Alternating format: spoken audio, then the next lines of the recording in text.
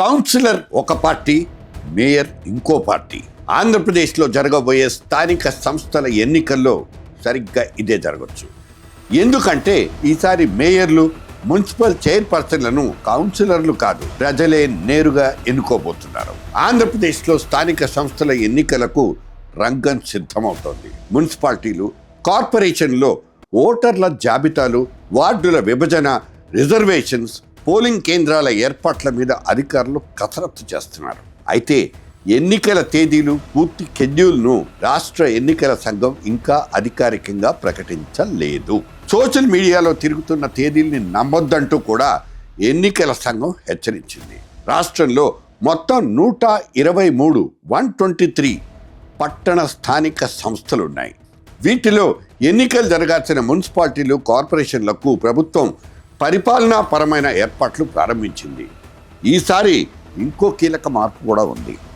Municipal corporation మేయర్ను, municipality లేదా నగర పంచాయతీ చైర్పర్సన్ను ప్రజలే నేరుగా ఎన్నుకునే విధానానికి అసెంబ్లీ ఆమోదం తెలిపింది.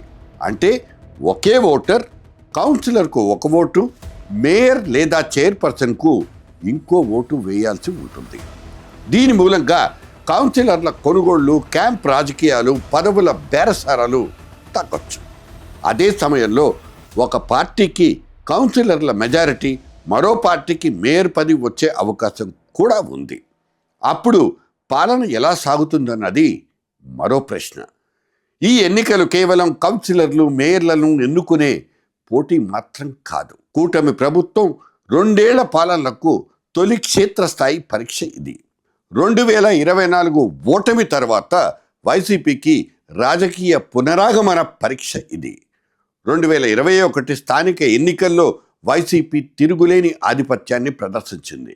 కానీ 2024 అసెంబ్లీ ఎన్నికల్లో మాత్రం రాజకీయ చిత్రం పూర్తిగా మారిపోయింది.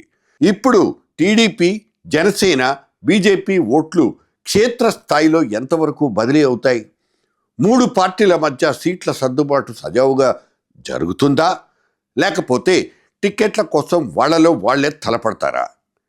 అటు వైసీపీ నాయకత్వం, క్యాడర్ ఇంకా పట్టణాల్లో బలంగా ఉన్నాయా, లేక అధికారాన్ని కోల్పోయిన తర్వాత బలహీనపడ్డాయా? ఈ ఎన్నికలే సమాధానం చెప్తాయి. బీసీ రిజర్వేషన్స్, అభ్యర్థుల వ్యక్తిగత బలం, తాగునీరు, రోడ్లు, డ్రైనేజు, చెత్త, పన్నుల వంటి స్థానిక సమస్యలే ఓటర్ని ప్రభావితం చేస్తాయి.